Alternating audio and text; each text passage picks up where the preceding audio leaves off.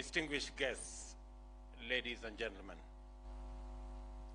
it is my distinguished honor to join you today to observe the 11th anniversary of the KDF Day. This is a day dedicated to the remembrance of those of our gallant soldiers who have paid the ultimate price in the defense of our Republic, Kenya.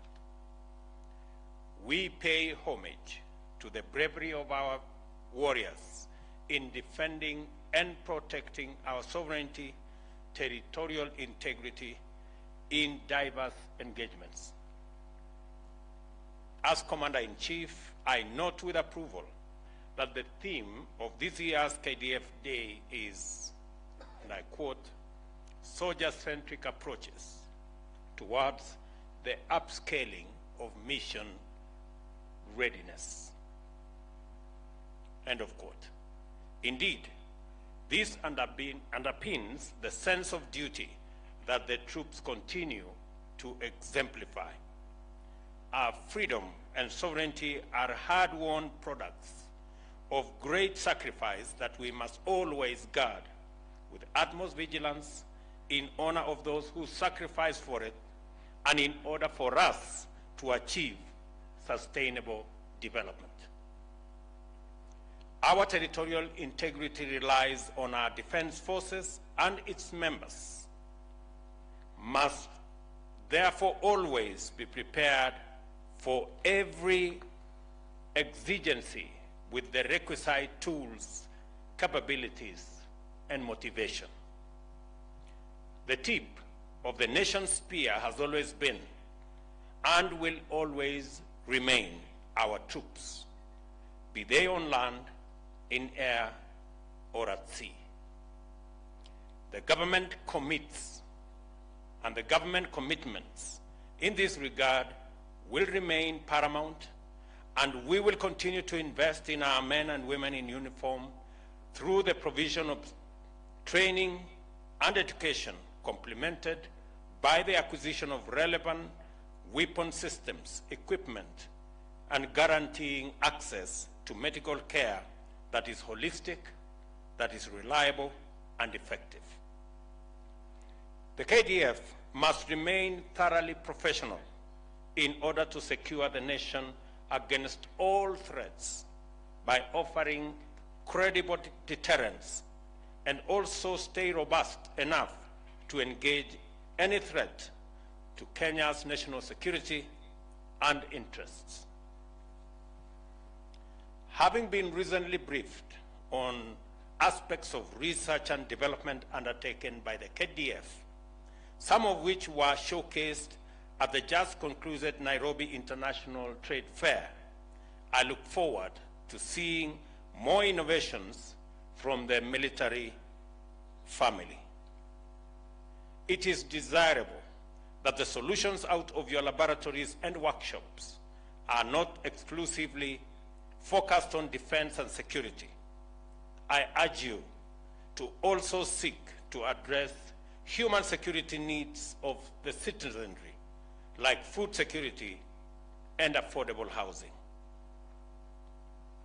Indeed, the broader national purposes of our public service, insofar as they apply to defense forces, should find robust expression in the work that our gallant men and women in uniform undertake.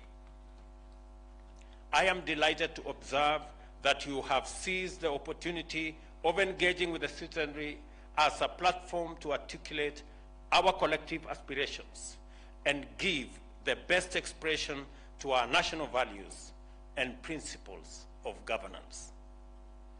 Sustainable development being our ultimate principle of governance, it is encouraging that you continue to explore ways of lending a hand to the greater national effort. Significantly, ladies and gentlemen, Kenya needs to take steps towards self-sufficiency in simple defense articles, apparels, and food. In fact, appropriate degree of military industrialization has spurred the growth of the civilian industry in other jurisdictions. Kenya thus needs to follow international best practice to achieve this desired self-sufficiency. I note also the secondary role the KDF has undertaken in support of other state agencies in disaster response, humanitarian support, and inter-community peace building. This is yet another chance for our forces to practice its magnificent tradition of articulating our values. Our soldiers embody national security and inspire confidence. Your participation at the core of efforts to solve human problems and respond to citizen needs entrench your capacity to touch hearts and to encourage people. Ladies and gentlemen, Kenya is committed to international as well as regional peace and security, as it is the only guarantor of amicable coexistence and regional economic growth. Our forces continue to be called upon by the African Union and United Nations to augment peace support operations in Africa and beyond. And I have had a conversation with the leadership of our KDF to expand our efforts in peacekeeping across the globe. Some of the sacrifices of our soldiers, therefore, are not confined to our immediate borders. The legacy of Kenyan peacekeepers has been appreciated as far away as West Africa. We are proud of your achievements as Kenya's unique ambassadors and proud champions of the Kenyan winning way. As a responsible member of the global community, our stand on the war on terror speaks for itself. For this reason, KDF is in Somalia, having been invited among other nations to support the United Nations and the African Union Transition Mission in Somalia, formerly AMISOM. This contribution supports the efforts of the international community in pursuing peace in the Horn of Africa. Ladies and gentlemen, the welfare of soldiers and their families is a priority. I therefore appreciate the establishment of the various KDF regional hospitals in order to bring closer the requisite preventive and curative health to families and veterans. This initiative saves costly and lengthy trips to Nairobi for treatment.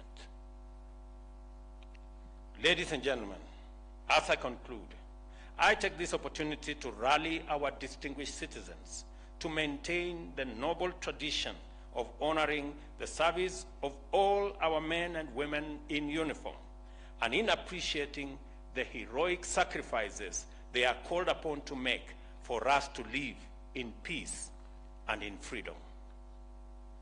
We must renew our commitment to do our part in doing all we can and do it right. Let selfless service define the work we all do for our country, regardless of whether we are soldiers or otherwise engaged. In any case, Kenya is the collective project of 50 million Kenyans, citizens doing their bit, our men in uniform doing their part, and the people in the executive, in the legislature, and in the judiciary playing their role. We must perceive our daily duties, whatever form they take, as contributing to the broader collective endeavor in pursuit of sustainable development, and apply ourselves accordingly.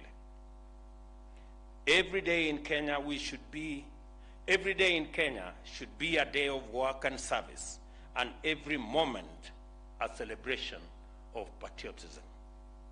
I further commend the spouses of our service members who remain at home, holding fort as their loved ones are away on deployment.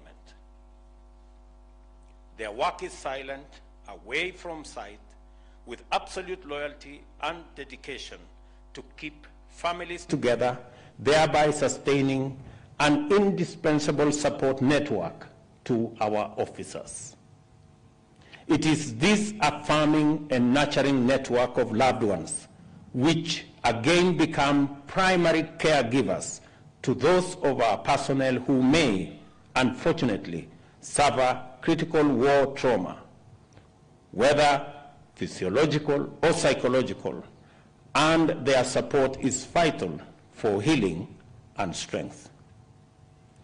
We do not take this outstanding form of selfless national service for granted. And on behalf of a grateful nation, I appreciate you and I thank you. Let us therefore proceed on the understanding that we are united in service to uphold, protect, and defend our nation and its values, and to support one another along the way, because we are enlisted in one cause, the cause of one nation and one people. Finally, I am grateful to the Almighty God for this day, and I wish you His blessings as you travel back to your respective homes. May God always bless our defense forces, and may God bless our beloved nation, Kenya. Asanteni sana. Mheshimiwa Rais, hivi sasa litafuata gwaride la machweo ya jua litakaloletwa na bendi zetu za majeshi ya ulinzi ya Kenya. Bendi, tafadhali.